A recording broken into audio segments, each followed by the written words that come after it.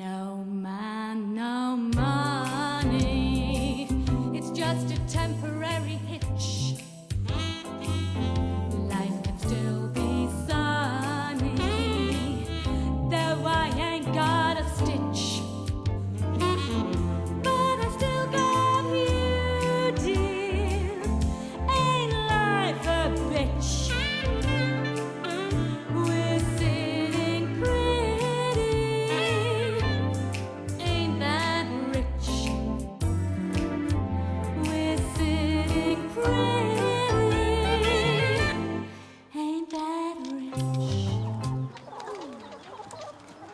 Sylvie, where's your dad? He's still in there. He went in there just after breakfast. George, your lunch is on the table. Any more of those health foods that Sylvie's been giving me? I don't want it. Them health foods are making me bad. God, that's most probably Annie. She had to go up the solicitors this morning because they're reading out Boris's you-know-what. I better talk to her. Would you make me an appointment with a dentist? I want him to look at my back teeth. Why don't you post them to him? That's not funny, Sylvia. Not funny at all. Oh, hi, Mummy, it's me. How's everything? Is he? How long's he been in there? Oh, you should get him out, Mummy. It's not healthy. You could cook a turkey in that time. Oh, I've just come back from the solicitors. It was the reading of Boris's will. Well, if he hadn't died broke, I'd be rich. Oh, he's come out, has he? How's he looking? Does he? He shouldn't be that colour, Mum. OK, give him my best. I'll talk to you later. Ciao. Oh, thank you, Dumpling. What time are you on duty? Oh, not for another hour. Oh.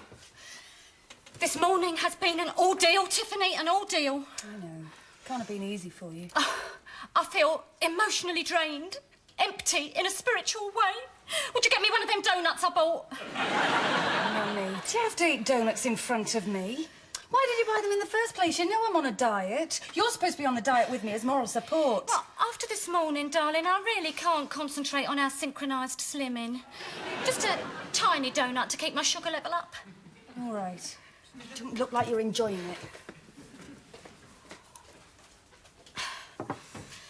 Gordon, Boris's solicitor, seemed genuinely upset whilst he was reading the will. And I don't think it was because he wasn't mentioned in it. No.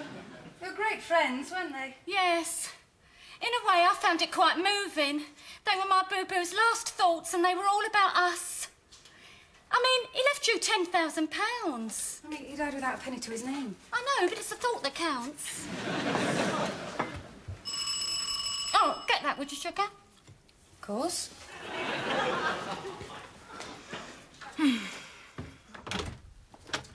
Gordon. Hello, Tiffany. Is your mother home? Yes. Oh, come in. Oh, thank you. Hello, Annie. Oh, hi, Gordon. What brings you round? I was just passing by. I thought I'd pop in and see you were okay. Oh, that's sweet of you, Gordon. Would you like a coffee and a donut? Oh, no, thank you. I was just saying to Tiffany how moving I found the reading of Boris's will. I think it was the way you read it, Gordon. Very passionate. I think you could have been an actor. There were shades of Orson Welles in your tone. Oh, thank you. I know he was a fat fella, but I did like him. After you left my office, Boris's accountant and I went over the paperwork again just to bring all the figures up to date. A couple of rather interesting points came out of it. Oh, well, if this is private, I'll Oh, go no, to this concerns you too, Tiffany. I knew Boris very well, Annie. Yes. You were his best man at our wedding. I'm not going to cry. What I have to tell you may be slightly distressing, but I feel that deep in his heart, Boris meant no one any harm. Why, what's he been up to? Occasionally, Boris behaved in a rather unorthodox manner, as you well know. And, well, you see, Annabelle, Tiffany, this flat... What about this flat? It was about 4 days before Boris passed away. He was still at the health farm at the time, and, I won't mince words. Oh, now there's a novelty. Boris, he sold this flat. Sold it? What do you mean, sold it? Well, he sold it. I can't think of any other way of putting it. He was trying to cut his losses by unloading his other properties. The shop he held the freehold to over in East Ham. I don't believe I'm hearing this. Mummy, do something or I'll start eating. Now, calm down, Dumpling. There's obviously been some dreadful mistake. You see, Gordon, I own this flat. Boris put it in my name to save on capital gains. You drew up the documents. You put little crosses with your pencil where I should sign. Oh, yes, I remember. But during the liquidator's inquiry, some other papers came to light. Nothing to do with me, you understand. This was all done through Boris's accountant. Do you remember signing this? Well, this is my signature. What is it? It's a partnership agreement. It was set up as a way of sharing the profits. Of course, it was drawn up before the property market collapsed. Unfortunately, it also means that you and Boris were equally responsible for all debts incurred by the property company. You mean he could just sell this flat without even discussing it with Mummy? Legally, yes. The way the papers are drawn up, either partner could sign on behalf of the company. Oh, my God. And you signed this agreement? Well, I didn't know what it was. Boris said sign it, so I signed it. Oh, God. God! You mean you didn't read it first? Of course I didn't read it. He was my husband, the man I loved, the man I trusted. I thought he was the most wonderful man on earth. Then... Oh, now look what you've done. She's an emotional eater. Why has it taken so long to discover this? Because until the will was read and the liquidator's report finalised, all of Boris's business activities were in abeyance. Oh, that means in limbo, in deep freeze. I know what it means. She knows what it means. She went to a private boarding school, Gordon. A very expensive one, I might add. Princess Anne almost went there. Yes, of course, I do apologise. Anyway, the new owners have now made contact and they wish to take occupancy as soon as possible. What do you mean, take occupancy? I live here. Yes, but Boris sold the lease with vacant possession. But that's a lie. He's suing. Well, they can't just throw us out on the street, can they? Well, it's a rather grey area, Annie. All right, Gordon, what's the bottom line? Give us the benefit of your advice. Normally, I would advise you to fight this in court. I believe that any judge with a modicum of sympathy would lean in your favour, particularly with the family connection and the circumstances surrounding Boris's demise. But? Well, the people that Boris sold the flat to own quite a number of properties in the area, but they're not your common or garden landlords. They specialise in letting to visitors to our country, visitors who usually decide not to go home. Illegal immigrants? Sort of. Either that or attractive young girls. Not like you, Tiffany. Although I believe, if pressed, they are willing to don nurses' uniforms. Oh, you mean... Oh, my God. Leave those donuts alone! Stop it! About half an hour ago, I had a brief meeting with the new owners and their Rottweilers. They made it clear that their patience was running out. They were talking a timescale of taking possession in 5 days. They didn't strike me as the most understanding of people. They want us out of here in 5 days. What should we do, Gordon? Well, legally, Annie, the law would be on your side. As your solicitor, I would advise you to keep firm and let the courts decide on this matter. As your friend, I would advise you to get the hell out of here and don't stop running till you hear the sound of bagpipes. But it's your decision. We'll talk. Yes. Ciao, Gordon. So, what's the final outcome? Are we staying? Or do we leave? Sit down, darling. I want to talk to you. But before we do, there's an apple pie in the fridge.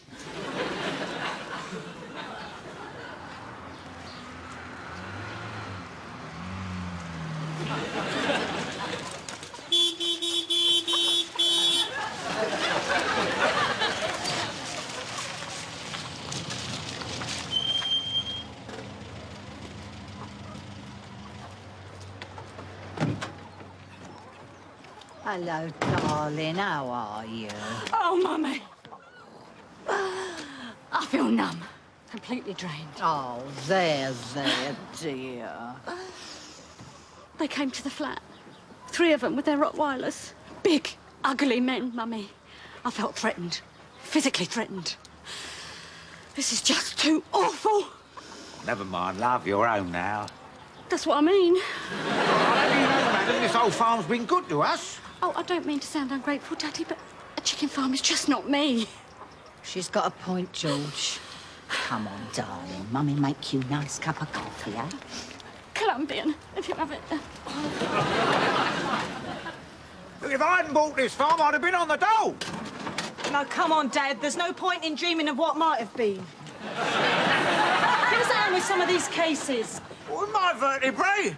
I've been in traction for a month. It was terrible, Aunt Sylvie. These big, horrible men came to make sure we were moving out of the flat. I know. Annie says she felt physically threatened. I don't know why. She's been out with one of them.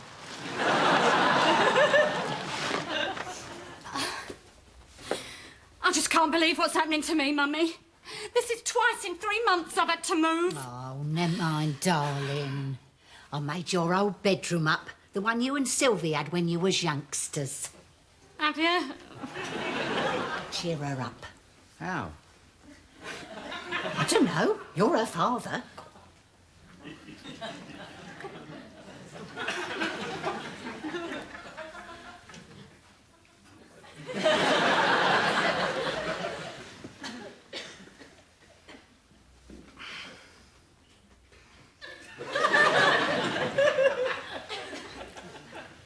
That was a turn up for the book, weren't it? Boris selling your flat from under your nose. Yeah, it took me and Tiffany by surprise as well. What's all this paperwork, Daddy? I'm applying for an EEC agricultural grant. I'll get it in the end.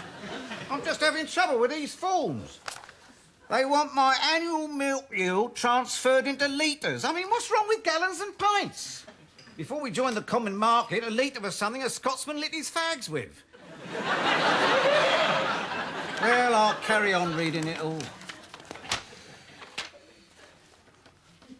That's where you made your mistake. You should never have signed those papers without reading them. Boris was my husband, the man I loved. And that's always been your downfall, isn't it? You've always fallen in love too easily. But that's my nature, Daddy. I can't help the way I'm made any more than you can. Something happens, it could be anything. A song drifting on the air of a Tuscanean evening. A warm breeze wafting off the waters of Montego Bay. The clink of champagne glasses on a horse-drawn carriage ride along the Champs-Élysées. Just something simple like that and I am gone. It's heart and soul time, my fire's been lit. And Boris knew that, the pig. He took advantage of my love and I'll never forgive him for it. You shouldn't be too hard on Boris's memory. He was at a funny age. He was 54. There's nothing funny about 54. No. I mean, he was most probably going through that funny phase men have. If you are referring to the male menopause, that is no excuse for what he did. But they do some very strange things when they're having that. Remember when I had it? Horrible, weren't it? Oh, horrible. Him. He had the male menopause. Oh, years ago, when you was only a kid. How could you tell? I woke up one morning, he had a kiss curl. The doctor told him to take some Finn salts and not to be so bloody stupid. Oh, they were real doctors in them days. Still, no need to be too downhearted, Annie. Isn't there? Nah, you're back with your family. Darling.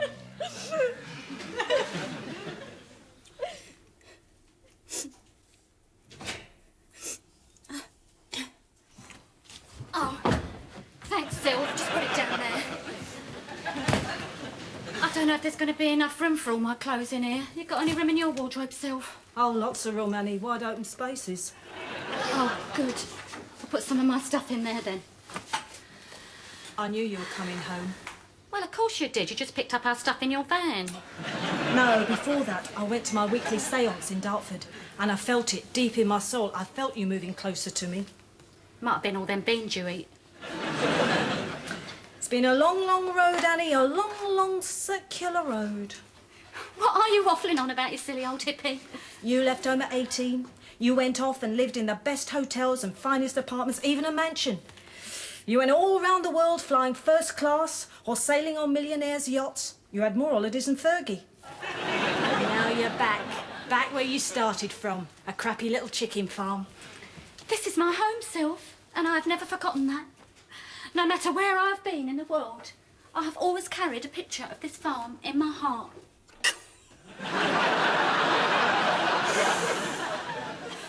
Oh, hello, Dumpling, you all right? Where's all your luggage? Here.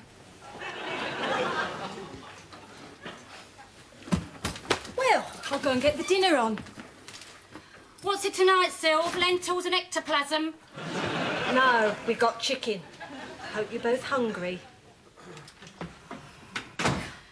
She's enjoying this. I'm glad someone is. Oh, we'll be all right here, darling. Don't want to be here. To be in my lovely flat. I know you do, Dumpling, and so do I. If Boris... If he hadn't done what he did... Oh, what's the point? Still, there are lots of advantages to living here. Like what? Well, I mean, we'll never be short of an egg, will we? No, suppose not. And we're back with our family.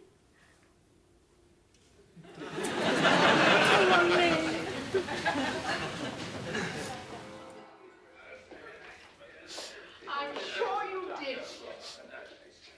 Now, dear, before the Jeffersons and the Blakes get here, you've absolutely got to tell us how you did it. Oh, yes, please do, my dear. I'm afraid I don't understand at all. Is it always like this? Well, yes. Like what?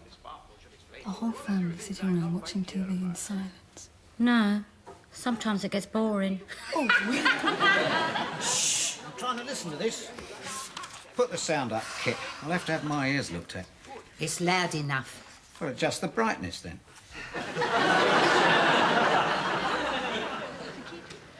Whether it was Mrs. Jefferson or Mr. Gaskell alluded to, they both had solid alibis. And it wasn't till Dinah Lee mentioned Joseph's house marriage, of course. And as we since discovered, Mark Gaskell was married to Joseph. They were keeping it a secret. You used to have a bad case of nasal hair, didn't you, Sylv? No, I didn't. Yes, you did. I didn't. You did. I didn't. You did, Sylv, honest. Your father and me is trying to watch the telly. Can't hear ourselves think. What'd she say then? How should I know? I was talking to these two. I know we missed the next bit. Well, shut up for a while. See that? We missed it. We'll never know who done it now. Shut up moaning. The body in the library wasn't Ruby Keene at all. Didn't. Mummy? Well, then whose body was it? Pamela Reeves. And Pamela Reeves faked... Dead. Please. But the person behind it all was Joseph. She didn't know whether to plat it or pluck it. Oh, Nancy! It's just like it used to be. What's wrong with her? When we lived in Bethnal Green, there were two sets of twins, you and Sylvie and the Cray brothers. I was never sure who frightened me the most. Well, it's boring. Why can't we have a few laughs like we used to in the old days? When was that? We've had lots of laughs in this old house, remember? Did we? Yes, we did lots, didn't we, Mummy? I don't know, love. I must have been out. We did, didn't we, Syl? No. We did. Name me one. What? Name me one time we had a laugh. Well, there was... Bleached her hair, painted her bitten What about that time Daddy fell off the roof?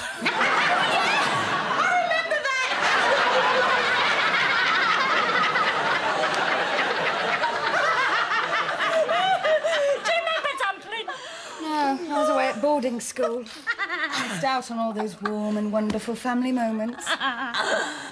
You wrote and told me about it, though. I must admit I didn't think it was very funny. You had to be here to see it, Tiffany. What's so funny about my grandfather falling off a roof and breaking his collarbone? Oh, it wasn't Grandad falling off the roof that made us laugh. Do you think we're sick or something? No, it was the way he fell.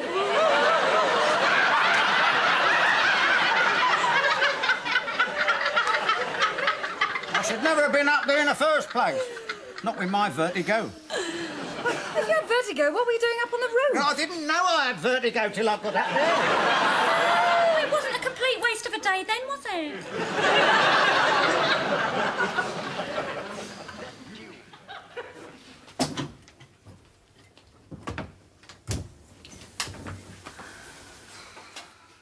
You all right, Dumpling? Yeah. What's wrong? It's just the atmosphere that you create. Aunt Sylvie's just as bad. They're always bickering and sniping at each other. We're bound to. We're twins. But I would have thought twins would have got on with each other.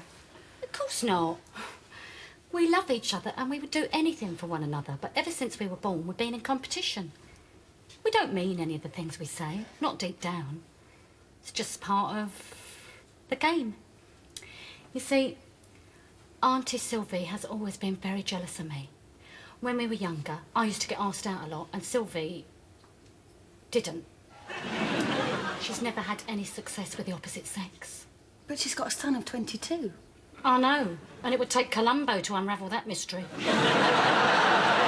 So she grew up twisted with jealousy. A lot of them nasty rumours that were spread about me were started by her. What rumours? Oh, you know how people talk, Dumpling. You see, those people down in Bethnal Green, they'd worked hard all their lives, and what did they have to show for it? A bicycle and a week in Canvas Sands every year. And there was me, an unemployed 18-year-old with a Caribbean suntan and an Aston Martin. See, that is where me and Sylvie are different. I never talk behind people's backs. And she should be grateful. I mean, they used to call her the Mary Celeste because every time you met her, she was unmanned. Hi, Sylv. Just talking about you. I made you a cup of cocoa each. Oh, that's sweet of you, sis. Thanks, Aunt Sylvie. So what were you saying about me? Oh, just talking about the old days. Do you remember the day we started school? Yeah, the King Herod infants. Sat at the same desk, didn't we? The King Herod infants. It wasn't really called that. That's what we nicknamed it. Oh. Then we left school together at 15. We weren't lucky like you, Tiffany. Private boarding school education and a chance to go on to university, which you never took and became a nurse instead. I wanted to go to university, but you persuaded me not to. It wasn't a university, it was Durham. But not a proper one. I wanted you to go to Oxford. Or I suppose Cambridge would have done. They can't all be spies and stand-up comics. We even started work together, didn't we, Annie? Yeah, Selfridges. I was in the perfume department and Sylvie was on the bacon counter. I was not on the bacon counter, I was in the delicatessen. Well, whatever. I know you used to come home smelling of bacon. I didn't smell of bacon. You did? I didn't. You did? I didn't. Sylv, honest.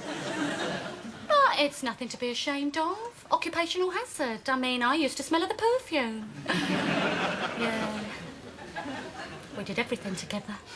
Until you were 17 and went your own way. We both went our separate ways, Sylv. See, I used to like dancing in the bright lights, and you became a hippie. There was this guy who worked in the sports department. Kevin, too short for anything serious, but a lovely personality. And he used to know the manager at Bieber's, the boutique in Kensington, and he got me a job.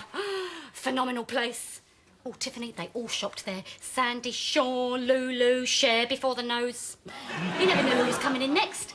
I once sold some black suede hot pants to Cilla Black. Lovely lady. Anyway, there was this girl worked there with me, Anastasia. Well, her real name was Glenda, but it was the 60s. And one Saturday she said to me, do you fancy coming to a party tonight? So I borrowed some clothes from the shop. Silver metallic crocheted miniskirt by Kiki Byrne, bare midriff tank top from Granny Takes a Trip, white plastic thigh-high boots, pink lipstick, false eyelashes, top and bottom, and my hair was in a 5-point symmetrical cut. Do you remember, Sylv? I looked phenomenal. Anyway, the party turns out to be at this record producer's pad off the King's Road. Morris somebody or another. He was almost famous. All there. Twiggy, the Walker Brothers, Long John Baldry. Oh, you never guess who else was there. Rod Stewart. Really? Honestly. Of course, he wasn't known then, so we just thought he was a bloke with a big nose and ignored him. It was the first real party I had ever been to. You know, sophisticated. Shag pile and a choice of olives.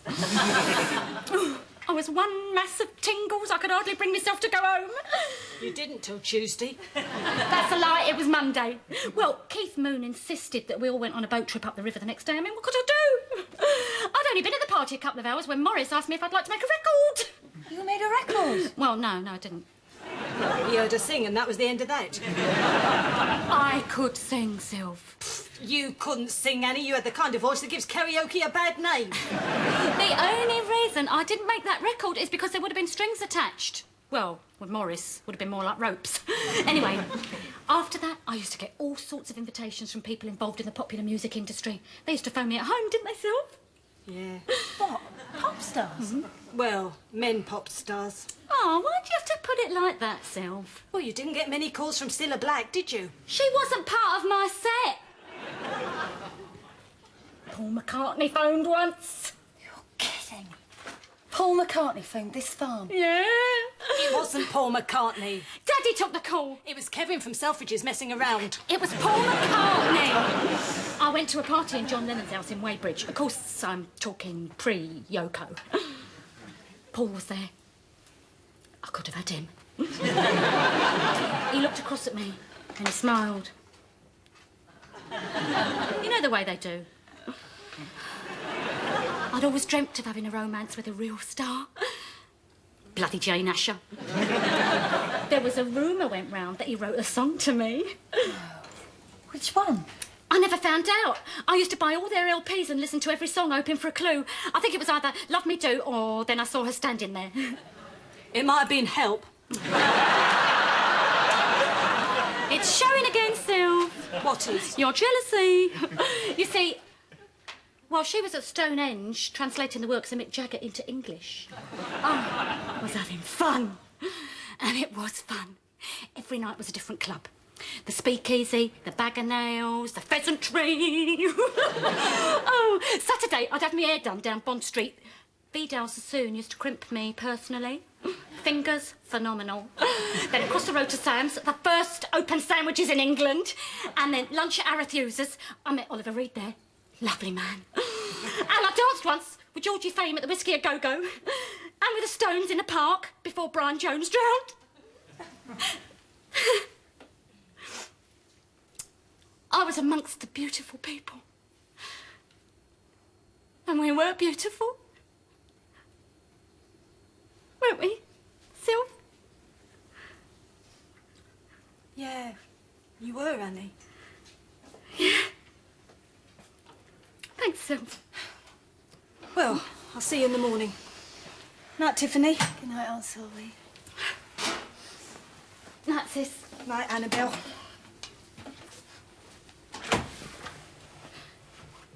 Annie. Mm-hmm. Welcome home. Thanks, Sylv.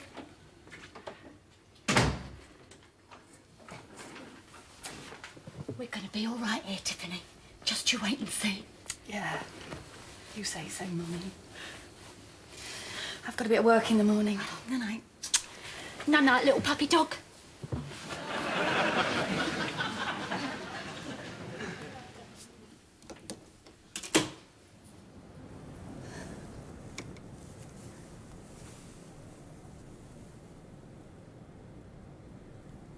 Life's a big, wonderful book, Dumpling. And this is just the start of another chapter. Maybe this one will have pictures. Bright, coloured pictures.